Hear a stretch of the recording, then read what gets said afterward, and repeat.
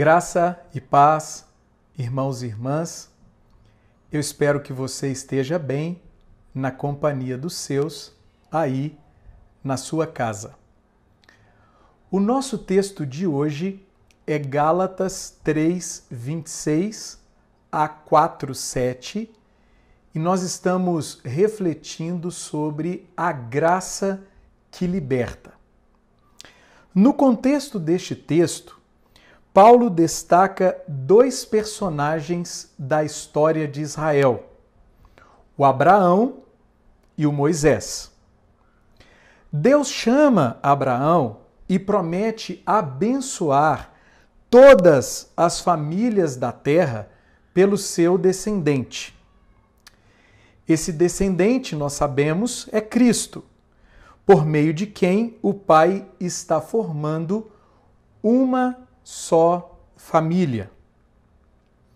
Depois, Deus dá a lei a Moisés e o cumprimento da promessa se torna necessário e urgente.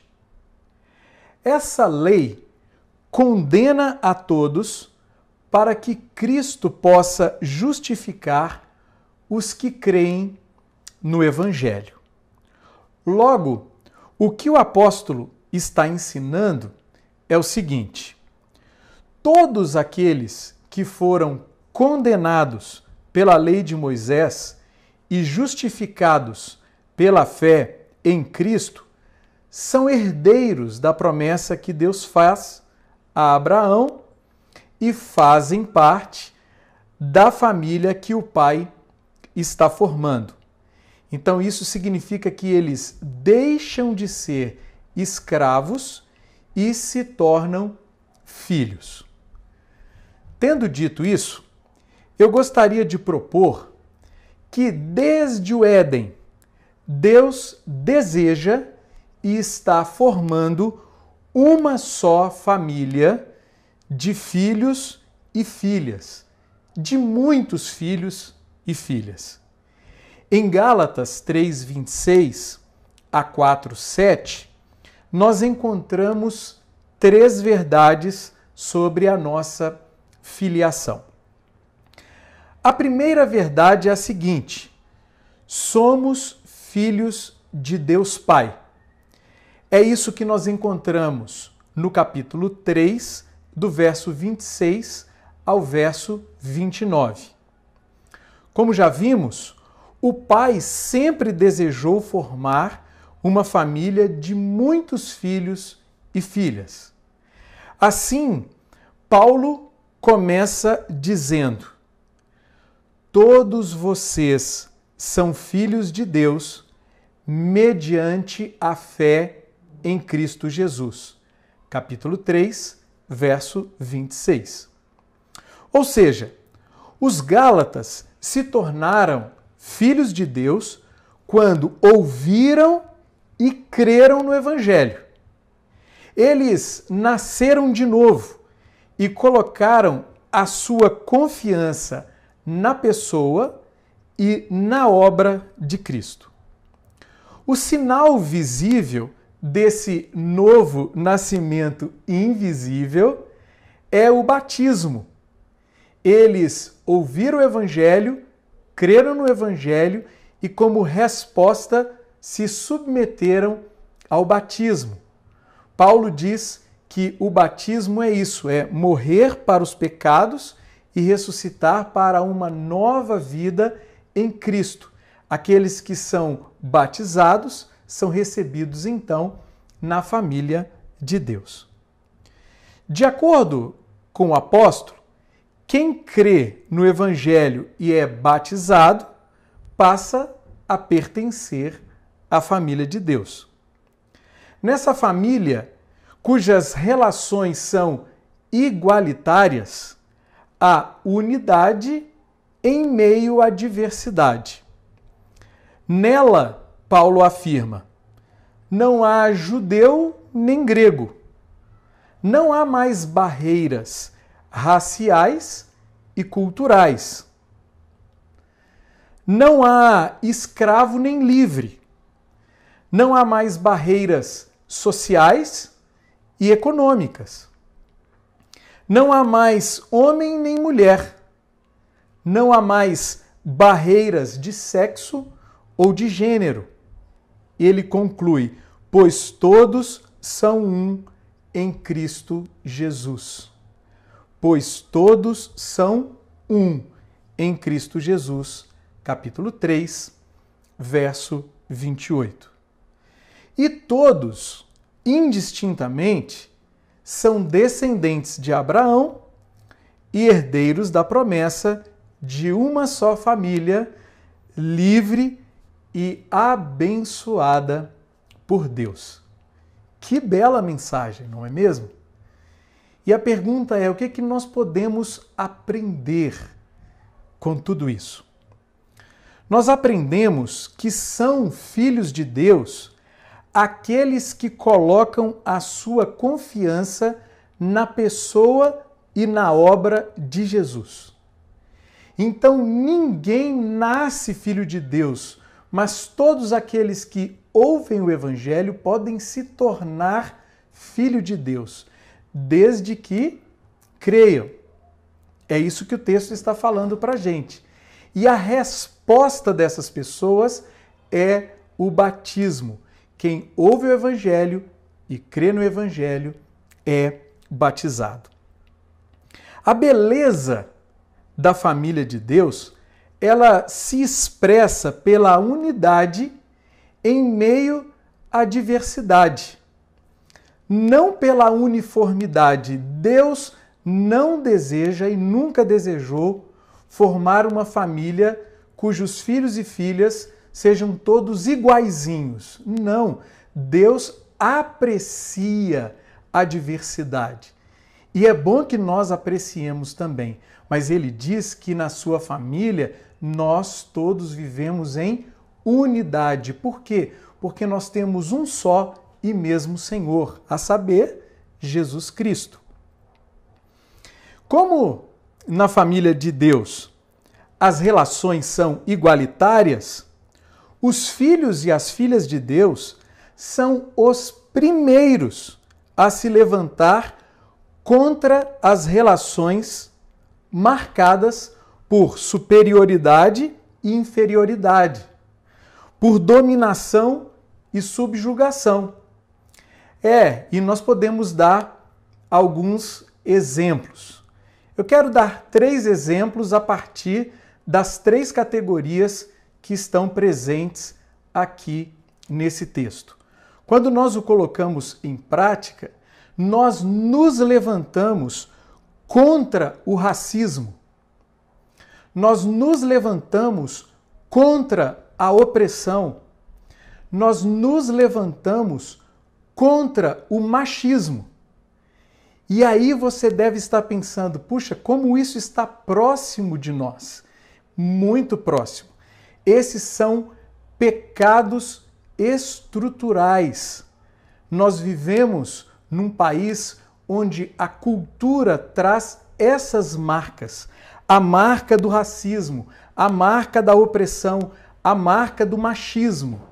E quando o Evangelho passa a fazer sentido para nós, nós como filhos e filhas, nos levantamos contra todo e qualquer tipo de relação que não seja marcada pela igualdade, que não seja igualitária. Então a igreja, essa família bonita de Deus, ela é a vitrine do reino para a sociedade. Então a sociedade, ao olhar para a igreja, ela deveria ver um corpo funcionando muito bem, um corpo onde as pessoas veem umas às outras como iguais. Isso nos leva à segunda verdade. A segunda verdade é a seguinte: nós somos redimidos por Deus Filho. É isso que nós encontramos no capítulo 4, do verso 1 ao verso 5. O texto segue e Paulo estabelece uma relação entre o herdeiro, que é menor de idade, e um escravo. O herdeiro menor de idade está sujeito, segundo ele aqui, a guardiães e administradores. O escravo está sujeito ao seu senhor. Assim sendo, ambos, de certa forma, são escravos. Então o apóstolo continua a sua argumentação, dizendo que eles eram como esse herdeiro, menor de idade, sujeitos aos princípios elementares do mundo. Mas quais são os princípios elementares do mundo? Essa é uma expressão que causa em nós muito estranhamento. Ela não nos é comum. Bom, os melhores comentaristas acham que é a lei instrumentalizada pelo diabo para tiranizar, para escravizar. Sobre isso, o John Stott afirma, abre aspas, Deus pretendia que a lei revelasse o pecado e levasse os homens a Cristo. Satanás usou-a para revelar o pecado e levar os homens ao desespero. Fecha aspas. O Timothy Keller acrescenta algo muito interessante. Abre aspas novamente. Em certo sentido, todos nós nos encontramos debaixo da lei. Mesmo que nunca tenhamos ouvido falar da Bíblia ou de Moisés. Por quê? Porque todos tentamos desesperadamente viver à altura de determinados padrões. Somos ansiosos e vivemos sobrecarregados pelas preocupações. Fecha aspas.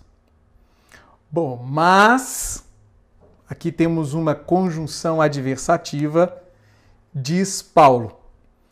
Quando chegou a plenitude do tempo, Deus enviou seu filho, nascido de mulher, nascido debaixo da lei, a fim de redimir os que estavam sob a lei, para que recebêssemos a adoção de filhos. Capítulo 4, verso 4.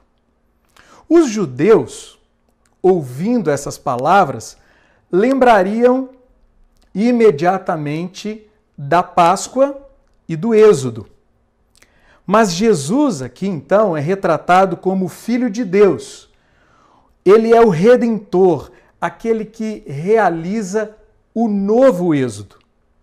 Sobre este verso, o John Stott comenta: se ele, Jesus, não fosse homem, não poderia ter remido os homens. Se não fosse justo, não poderia ter remido os injustos. E se não fosse o Filho de Deus, não poderia ter remido as pessoas para Deus, tornando-as filhas de Deus. Pergunta: como é que alguém se torna filho ou filha de Deus? Se nós estamos compreendendo bem o argumento, essa é a pergunta que se coloca diante de nós nesse momento. Como é que alguém se torna filho ou filha de Deus? A resposta é por adoção. O pai adota aqueles que o filho redime.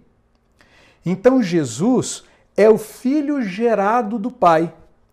E todos aqueles que nele creem tornam-se filhos adotados do pai.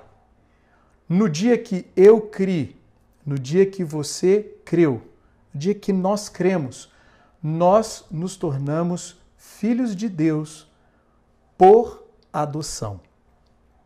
E o que nós aprendemos com tudo isso? Nós aprendemos que é muito importante que compreendamos o papel da lei. Ela nos coloca de joelhos para que a graça de Deus nos coloque de pé. É isso mesmo, a lei revela a nossa inadequação. A lei revela a nossa necessidade de um Salvador. Por isso a lei é muito boa. A lei nos leva a Cristo. A lei nos leva ao nosso Redentor. Então, sem a obrigação de cumprir a lei ou de viver à altura de determinados padrões para sermos aceitos na família de Deus, o que você poderia concordar comigo que seria uma escravidão, nós crescemos em obediência amorosa, consciente e responsável. Isso é liberdade. Então, depois que nós chegamos diante de Cristo, recebemos o perdão e a libertação, nós agora não nos sentimos mais na obrigação de cumprir a lei ou de viver de acordo com determinados padrões para sermos aceitos na família de Deus. Mas porque já fomos aceitos nessa família, a nossa resposta é obediência amorosa, obediência consciente e obediência muito, muito, muito responsável. E aqui uma pergunta para você refletir. Nós vivemos como escravos, amedrontados pelo diabo, ou como filhos amados por Deus? Como é que você tem vivido? Você tem vivido mais atormentado pelo medo do diabo ou seguro, confiante no amor de Deus por você? Isso nos leva à terceira e última verdade, que somos habitados por Deus Espírito Santo. É isso que nós encontramos no capítulo 4, do verso 6 ao verso 7. Tendo afirmado que o Pai enviou o Filho, e isso tem implicações para o status da nossa filiação, Paulo diz que ele enviou também o Espírito Santo. E isso tem implicações para a nossa experiência de filiação. Então ele diz o seguinte: e porque vocês são filhos, Deus enviou o Espírito de seu Filho ao coração de vocês, e ele clama, Abba, Pai. Capítulo 4, versículo 6. Os judeus, ouvindo também essas palavras, eles lembrariam da aliança do Sinai e do Pentecostes. Então, o Espírito Santo que habita o coração dos que creem é aquele que sela a nova aliança. É por meio dele que aqueles que creem podem clamar Abba, Pai. Eu não sei se você sabe, mas Abba é o diminutivo aramaico para pai. É o mesmo que papaizinho. Foi assim que Jesus se referiu a Deus e nos ensinou a fazer o mesmo. Em Romanos, capítulo 8, do verso 15 ao verso 16, o apóstolo ensina o seguinte: pois vocês não receberam um espírito que os escravize para novamente temerem, mas receberam o Espírito que os adota como filhos, por meio do qual clamamos, Abba, Pai. Então, chamar Deus de papaizinho implica identidade. Nós somos seus filhos. E implica intimidade. Por quê? Porque Ele está sempre conosco. Ele está sempre ao nosso lado. Todas as vezes que as nossas bocas se abrem e dizemos, Pai, Ele está ao nosso lado para nos ouvir. Por fim, o apóstolo conclui com as seguintes palavras: assim, você já não é mais escravo, mas filho. e por ser filho, Deus também o tornou herdeiro. Capítulo 4, verso 7.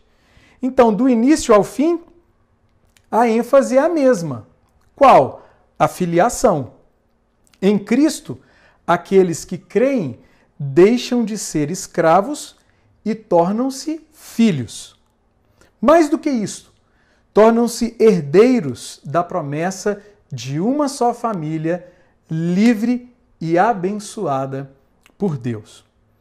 E o que nós podemos aprender com tudo isso?